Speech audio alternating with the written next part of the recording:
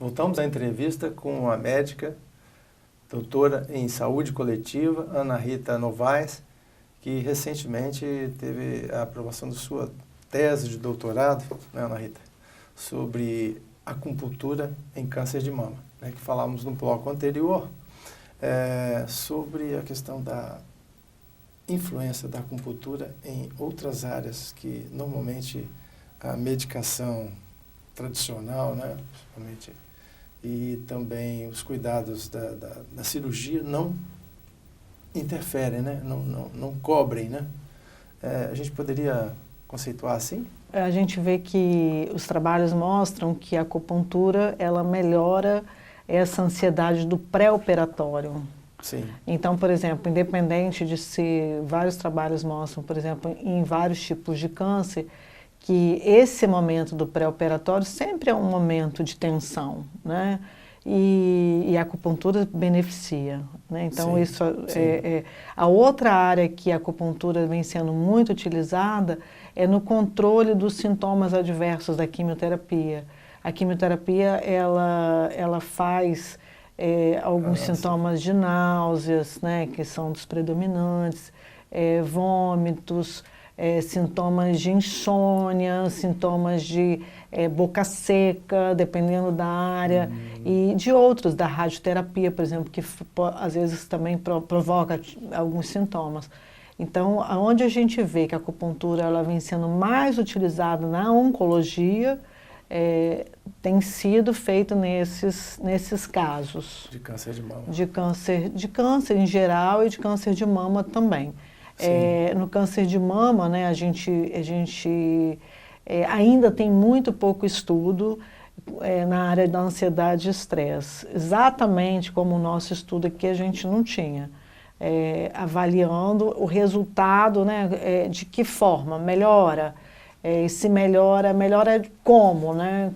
Qual foi a técnica usada? Porque, por exemplo, a acupuntura pode ser feita com agulhas, ela pode ser feita com moxa, ela pode ser feita no pavilhão auricular. Então, na verdade, assim, essa pesquisa ela foi feita com a acupuntura clássica, né? Com 16 agulhas nessas mulheres ao longo do diagnóstico até a cirurgia. A acupuntura ela é uma técnica milenar, né? Chinesa, né? E que agora ela está atravessando para o Ocidente já há algum tempo, né? Mas agora que ela começa a fazer uma presença maior nas terapias usadas na área ocidental, né?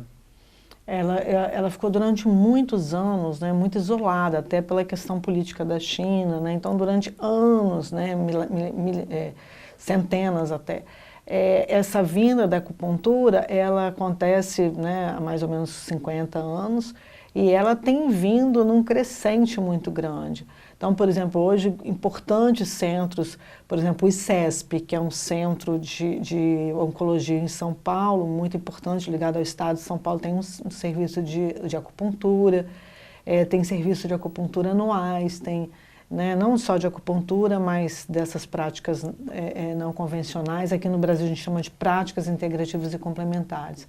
Então, isso no mundo inteiro, né?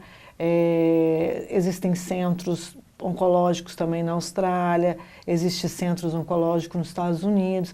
É um crescente e a gente vê assim, né, quão importante é isso, de forma que você amplie essa possibilidade de cuidado. Sim. Geralmente o tratamento oncológico ele é focado, né, em tirar o tumor, em terapias que inibam o crescimento do tumor. E a acupuntura, ele aborda outros aspectos para além, né?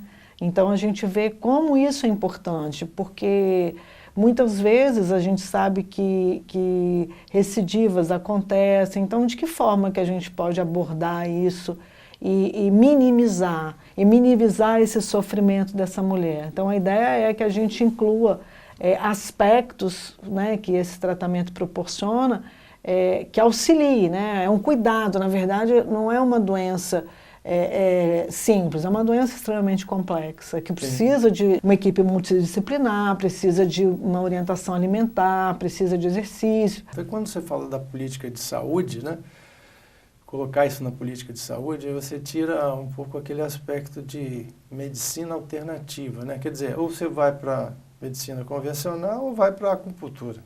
Não é por aí, né? O que você coloca é a acupuntura integrando essas outras técnicas. Né? Justamente. Na verdade, a ideia é essa, né? Não dá para a gente fazer, principalmente diante de uma doença como essa, que o paciente precisa de suporte, não precisa de confusão, sim, né? Sim, então, sim. quando a gente pensa assim, é um tratamento que mostra resultado, né? Que a gente tem dados que demonstram isso, foi feito, né, com todo o critério do método científico, ele teve aprovação do Comitê de Ética, ele está registrado, né, nas plataformas Brasil, ou seja, mostra isso, e aí cabe, né, ao serviço, cabe aos profissionais que ainda conhecem muito pouco. Eu vejo, isso está uma das questões da conclusão da tese, é muito pouco conhecido. O fato, por exemplo, da gente não ter essas práticas no currículo ainda gera muito preconceito, né? Porque Sim. A tendência do profissional de saúde é assim, eu domino um conhecimento. Se eu não possuo um conhecimento, ali você tem uma certa desconfiança, né? Será que isso vai ajudar? Ou será Sim. que isso vai atrapalhar? Então, a gente vê que assim, as barreiras, elas ainda estão colocadas, e elas são principalmente causadas pelo desconhecimento. Certo.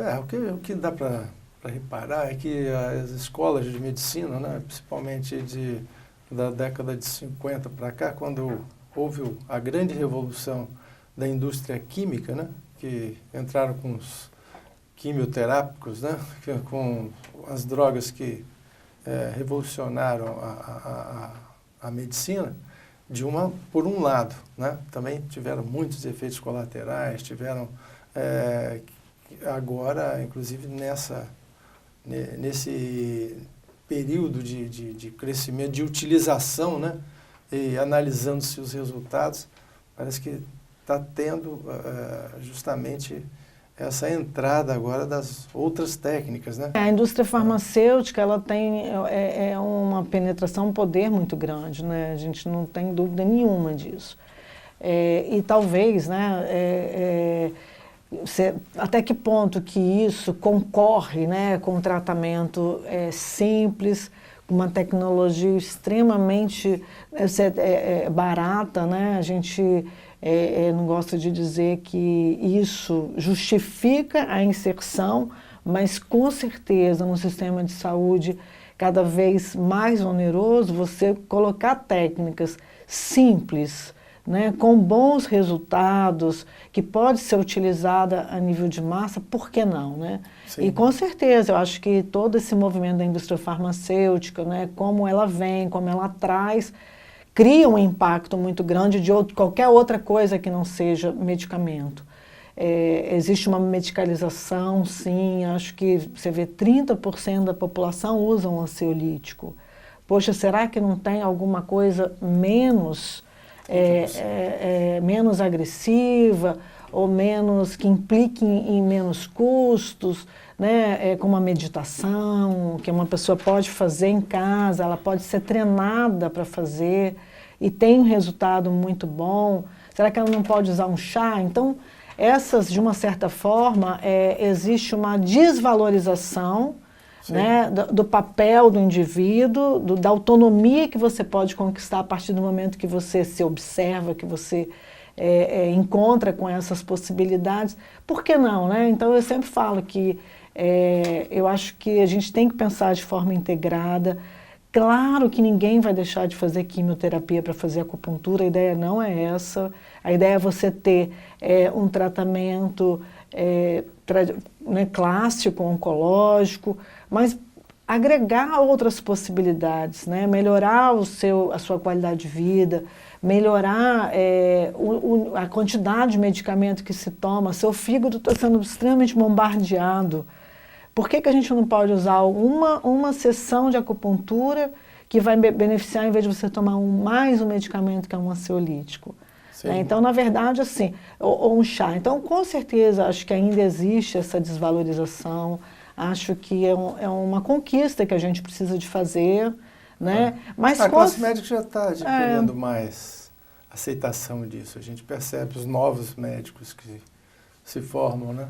Esses resultados, né, eu acho que é quebra de paradigma, né? Na verdade, a gente é formado para... A sua saída é um medicamento.